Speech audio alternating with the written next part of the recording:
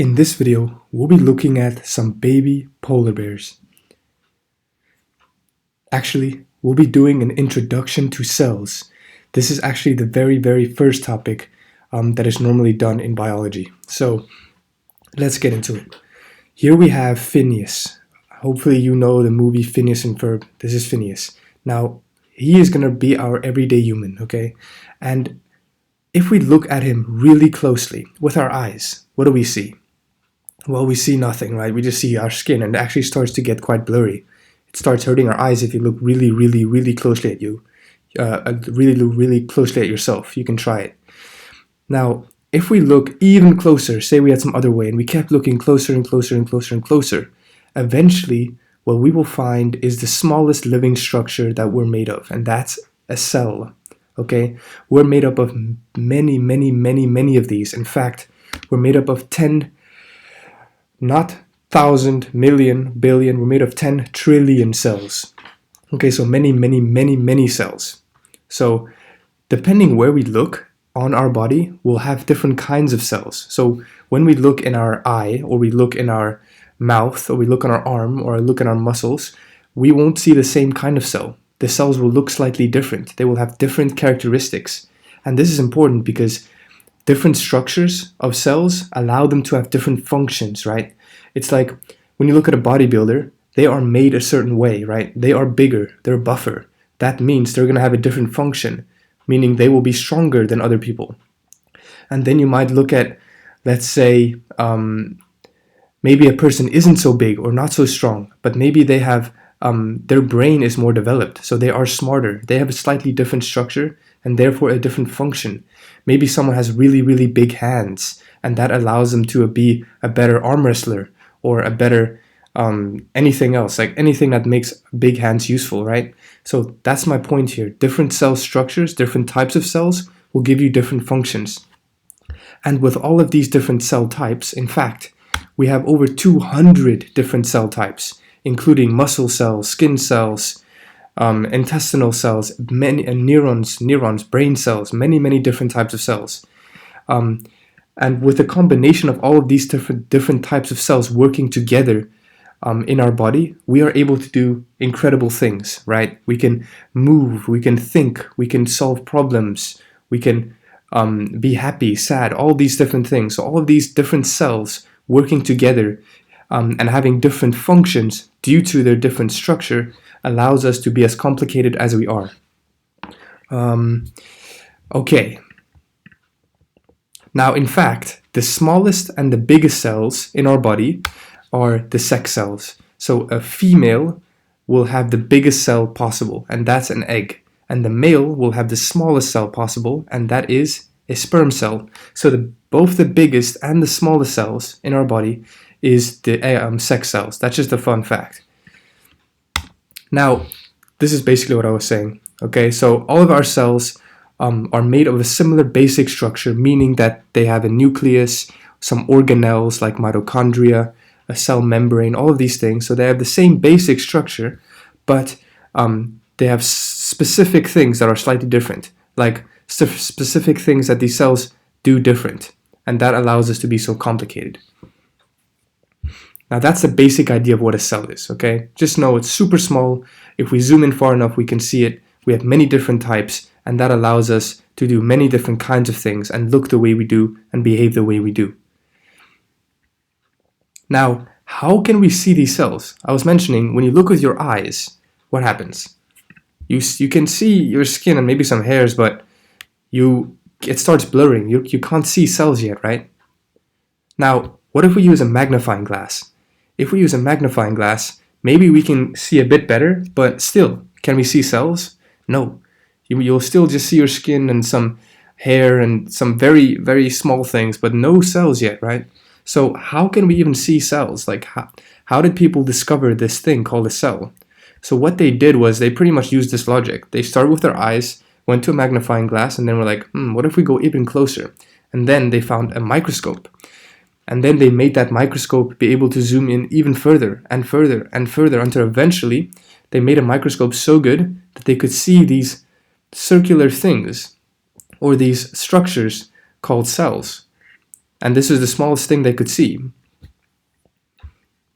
Now, there are different types of microscopes that we will need to know about, so we'll get into that. So this is just, I don't know if you need to know, I don't think you need to know this. This is just for you in case, worst case, something comes up about this on a test.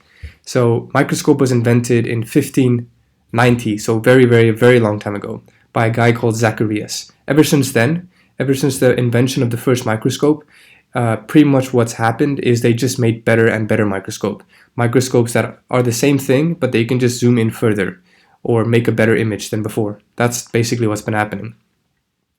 Now, what types of microscopes are there? There's not just something called a microscope, there are different types. So that's what we'll get into now.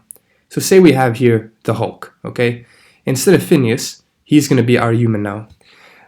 So if we were to use something called a light microscope, okay, and we zoomed in really, really far into the surface of this Hulk to find a cell, we would see this. So we would see a cell and a dark thing inside the cell, which is the nucleus. We will not be able to clearly see the organelles around it. So that's what a light microscope does. You can see things, you can see cells, this basic structure, but you can't really see well the organelles inside it. So that's the limit of the light microscope. But later on, they invented an even better microscope called the electron microscope.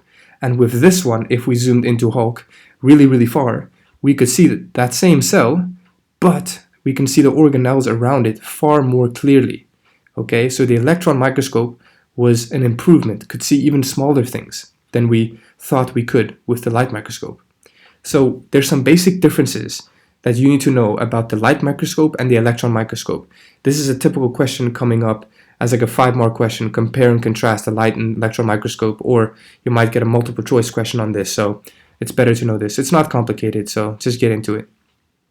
So a light microscope has no color, okay?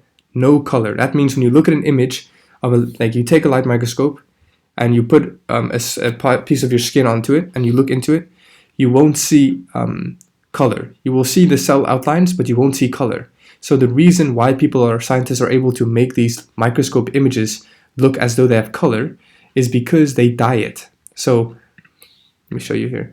They add a dye, and this allows the cell to appear full of colors, which it doesn't normally have. So this is important. You need a dye to stain the cell and its structure to be able to see all the different parts that it has, like the nucleus and the membrane and cytoplasm and all this, okay? So just know that naturally, cells do not have color. They're transparent. But if you add a dye, then all those structures are stained and you can see them really clearly. Okay, as the case of the electron microscope, it's the same thing. There's also no color. Cells naturally don't have color. Okay, what's next? Use light to view objects. So light microscope, hence the name, light, uses light to view it. Just like your eyes, you can see things because of the sunlight. That's the same thing of microscope. So they still use light to view it, just like your eyes. All that's happening is it's basically a version of your eye that can see further. So you still use light to view the object. Same thing as your eye, just in more of a magnification. Whereas an electron microscope uses electron beams. The reason being that electron beams are smaller. So therefore, when you shoot these electron beams, because you know light, right? Light is just a wave. It's a particle. But light is big. Light is quite big. That's why we can't see that far. But if you use electron beams, which are much smaller, you can see far more smaller objects. Okay, that's why the electron microscope uses electron beams instead of light beams. But if you don't really understand this, to be honest, I don't understand it that much either. This concept is far beyond, to truly understand how an electron microscope and a light microscope works, is beyond the level of the IB or high school level. So just now know that a light microscope uses light, like your eye, and the electron microscope uses electron beams, which are far smaller, allowing you to be able to see smaller objects. Okay, but the mechanism, if you don't know it, don't worry much. In the future, you'll probably learn it if you go to university. Next, times 200. So a light microscope can magnify an object by 2,000. So if you see that cell, it means you've magnified the skin 2,000 times to be able to see that cell.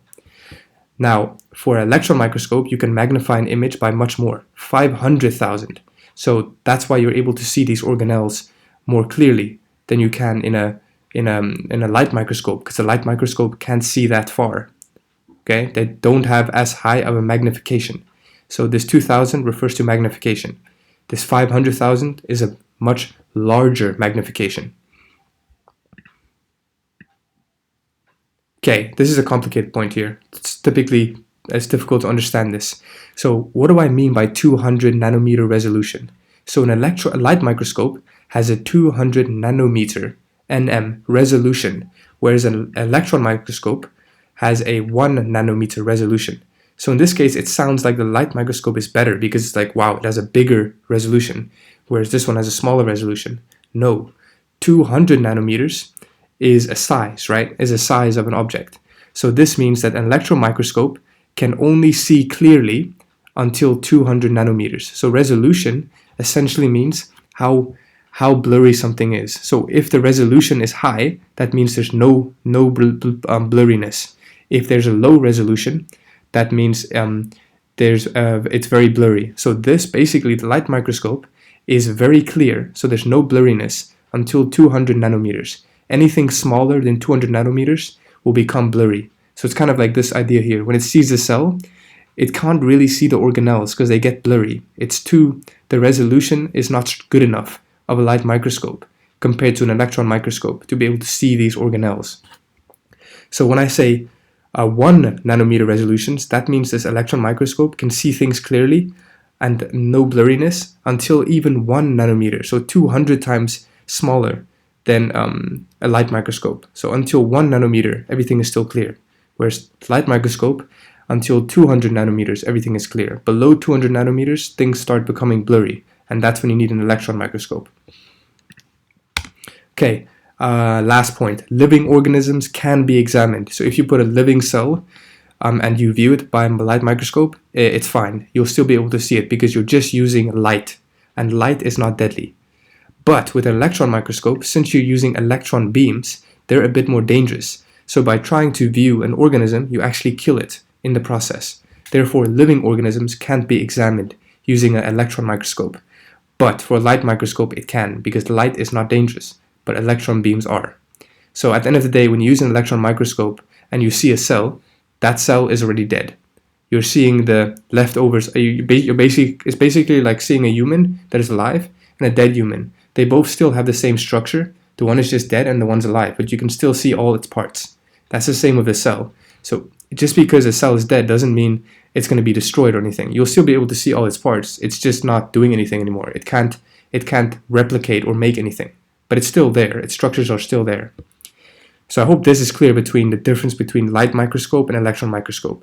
Here I have some images. This is a light microscope, so you can see color because they typically, like I said, they dye it. Therefore, there's color. This is a muscle. This is a light microscope of muscles. You can, if you don't know anything about muscles yet, then don't worry about this. This doesn't matter. I'm just trying to show you how a typical image looks like. You can see the cell, and you can see these black spots. So muscle cells are really long cells like this. So they're not circular. And they have these black spots, these nucleuses. Okay? And that's kind of what I was showing here. This is what you can see. On the contrary, with an electron microscope, so there's two kinds of images you can get with an electron microscope. Either a TEM, so a transmission electron microscope, or an SEM, a scanning electron microscope. These are both examples of electron microscopes, whereas this one is a light microscope. So a scanning electron microscope shows images so cool, right? Like they look so clear and 3D. Okay, that's what scanning electron microscope does. And a TEM shows the inside of the cells. So you can see some organelles much better than you can here. But this image I'm putting here is a bit blurry, but if you look at the real electron microscope, you can see like mitochondria, organelles, all viruses, all these very small things. Whereas a SEM just shows the structure on the outside. It shows the surface. It doesn't go into the cell like this one does. But you don't need to know too much about this. Just know that TEM and SEM are both examples of electron microscopes. Whereas this is how a light microscope would look like. So very last thing, this one should be fun. Here I have, you need to know a bit about how big things are in biology. So here I have a scale. You can see we start from 1 centimeter all the way down to 1 nanometer. So now I want you to, here's a bunch of objects, and I want you to arrange them from biggest to smallest, okay? So what object out of all these do you think will be closest to 1 centimeter?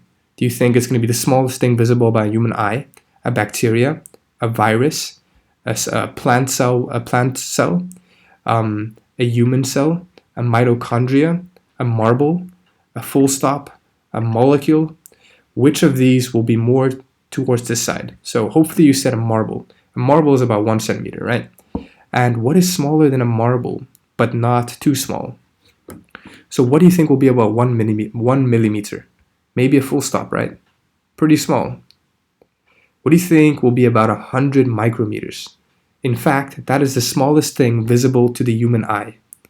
So we know that 1 centimeter, if you divide it by 10, so we know that 10 millimeters make up 1 centimeter, right? So now 1,000 micrometers make up 1 millimeter. So if you divide 1 millimeter, so this dot, into 10, this is what the smallest, that's the smallest thing a human can see. A full stop divided by 10 basically in size. Now, what about 10 micrometers? What's about 10 micrometers? So actually around 14, slightly over 10 micrometers, we can find a plant cell. And slightly below that, so around 10 micrometers, we can find an animal cell. So if you divide the smallest thing possible to human eye and you divide that by 10, so divide that smallest thing we can see and divide that by 10, that's how big our cells are. That's why we can't see them, because we use our eye to look and we can't see anything. That's because those cells are 10 times smaller than the thing we can actually see. Now, what about 1 micrometer? 1 micrometer is around the size of our, so in here, you can see this cell has some organelles, right? One of them is this mitochondria. So it's an organelle. A mitochondria is around 1 micrometer. So this is very difficult to see, like especially with microscopes. And a bacteria is around the same size. Now a virus is around here, slightly less than 90 nanometers. So slightly less than 100 nanometers. Obviously cells vary in size, so they're not always exactly 10 micrometers, a human cell. It could be 7, 8, or 15. They could vary. They're not exactly 10. It's like an average number. And lastly, we have molecules. So molecules will be around 1 nanometer. And so they're very small. That's the smallest thing we've been able to see with a microscope. So I'll show you here. A human eye. So this orange represents human.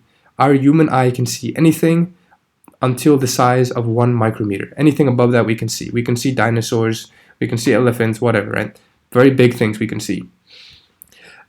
This blue line represents a light microscope. So a light microscope can see anything until around 1 micrometer.